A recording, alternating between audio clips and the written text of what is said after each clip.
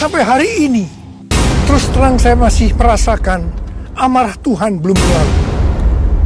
Saya tidak tahu sampai berapa lama kita disuruh bersembunyi barang sesaat lamanya. Pasti ada maksud Tuhan menyuruh kita bersembunyi barang sesaat lamanya. Halo, apa kabar semuanya? Selamat datang kembali di channel Dikayo Sune. Terus dukung channel ini dengan cara like, share, dan subscribe.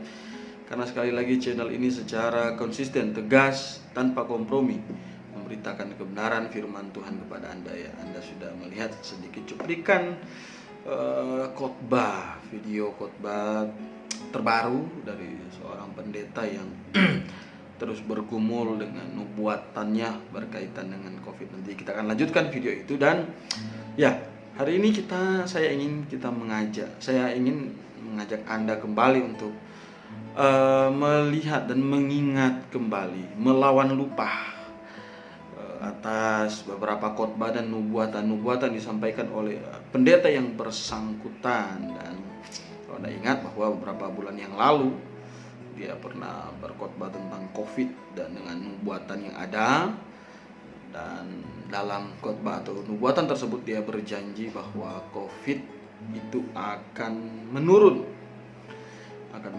pada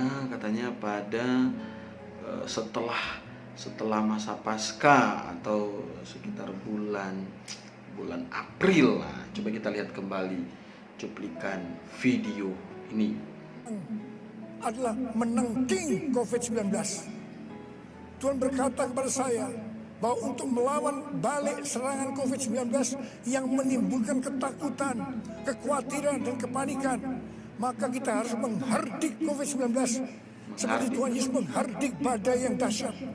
Seperti pada waktu itu dengan berkata, kalau Anda perhatikan, khotbah ini adalah tanggal 19 bulan 4. Kalau Tuhan Yesus berkata kepada saya untuk melakukan ini, maka ini berarti bukan hanya untuk saya saja, tetapi saya diminta untuk menyampaikan kepada saudara.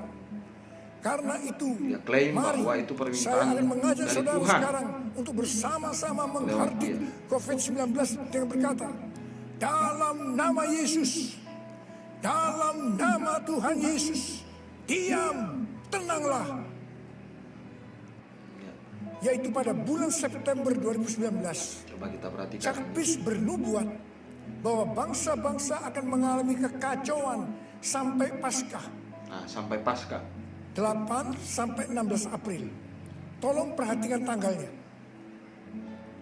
Yaitu pada bulan September 2019, Cakbis bernubuat bahwa bangsa-bangsa akan mengalami kekacauan sampai Paskah 8 sampai 16 April. Tolong perhatikan tanggalnya. Kacauan sampai Paskah 8 sampai 16 April. Tolong perhatikan tanggalnya. Banyak nabi yang menafsirkan bahwa COVID-19 ini akan selesai pada waktu Paskah atau trennya menurun mulai Paskah. Oke, jadi saya harap kita tidak melupakan ya apa yang sudah pernah dinubuatkan oleh Bapak Pendeta ini dengan begitu percaya diri, walaupun nubuatannya dikutip ke orang.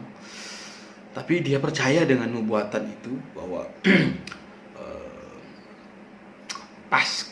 setelah Paskah bahwa kekacauan di dunia dalam pengertian bahwa COVID ini akan segera berlalu katanya, atau minimal trennya menurun. Tapi Anda sudah lihat sendiri grafik yang saya sudah perlihatkan kepada Anda juga di bawah layar tadi bahwa bukannya menurun, dan bahkan sampai hari ini grafik untuk COVID di seluruh dunia atau bahkan di Indonesia itu semakin hari semakin meningkat. Artinya apa, saudara? Artinya nubuatannya itu palsu, gagal, dan tidak mungkin berasal dari Tuhan. Oleh sebab inilah yang terus saya ingin ajak supaya Bapak Ibu saudara-saudara sekalian membuka pikiran dengan baik dan melihat kepada Alkitab gitu. bahwa karunia-karunia yang berkaitan dengan nubuatan, visi dan seterusnya itu sebenarnya sudah tidak ada lagi sekarang. Sudah tidak ada lagi. Oleh sebab itu betapa memalukannya kalau ada orang yang mengatasnamakan nabi atau mengutip orang lain yang dia anggap nabi dalam nubuatan orang-orang tersebut, dan akhirnya nubuatan itu tidak terjadi. Maka cuma satu kesimpulan, bahwa itu adalah bohong dan ini adalah pembodohan publik. Ini adalah bohong dan ini adalah pembodohan publik, dan ini adalah satu bentuk kesesatan. Wah, berapa banyak orang tersesat dan berapa banyak orang dibodohi dengan khotbah-khotbah dan nubuatan-nubuatan yang seperti ini. Dia mengatasnamakan nabi, katanya menafsirkan, menubuatkan. Nabi siapa? Nabi buatannya.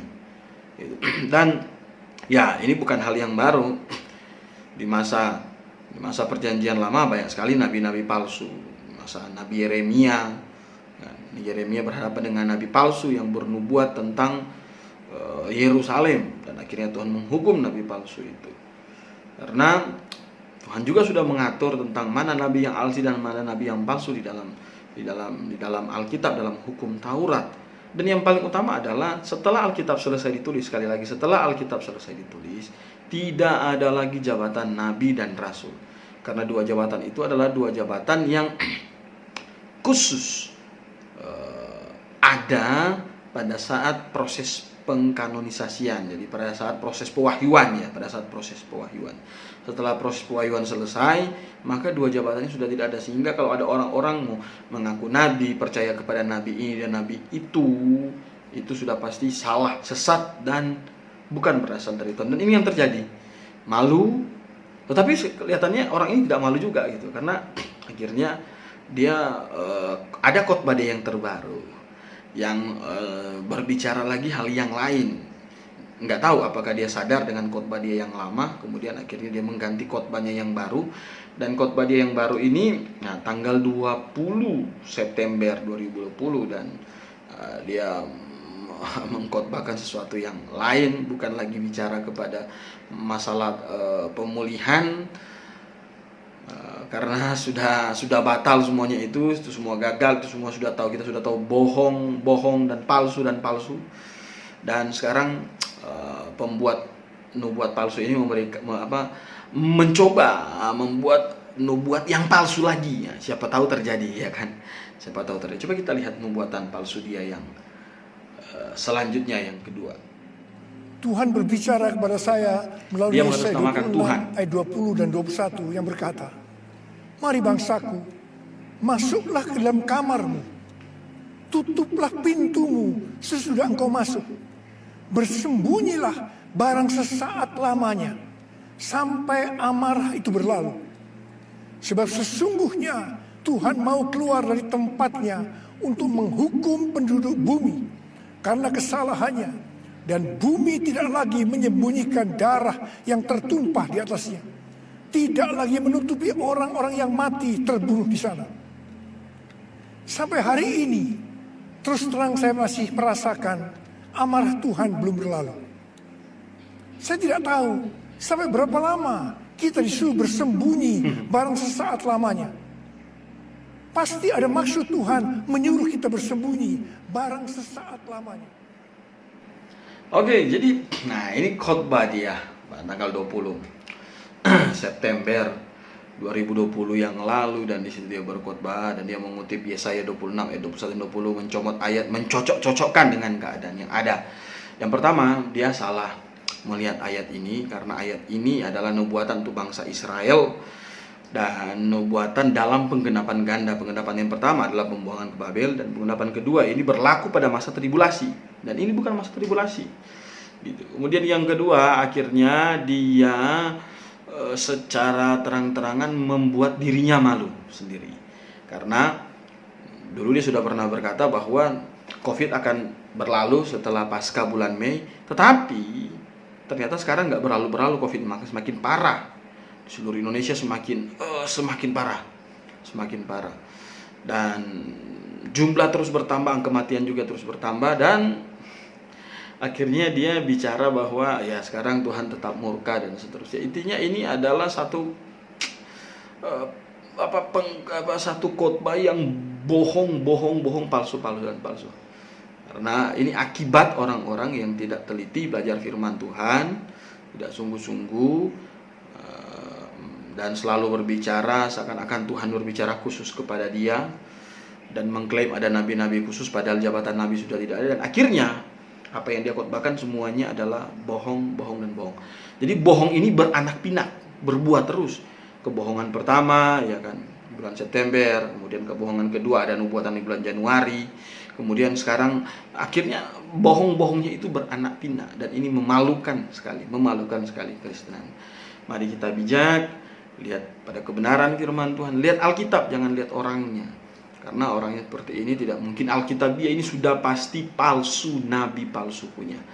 Jadi mari kita sama-sama menjadi orang Kristen yang kritis, melihat apa adanya kepada Alkitab, dan jangan terkecoh dan tertipu kepada nubuatan-nubuatan palsu para penjahat mimbar seperti pendeta ini. Salam Maranatha, bersama dengan saya Evangelis Filito.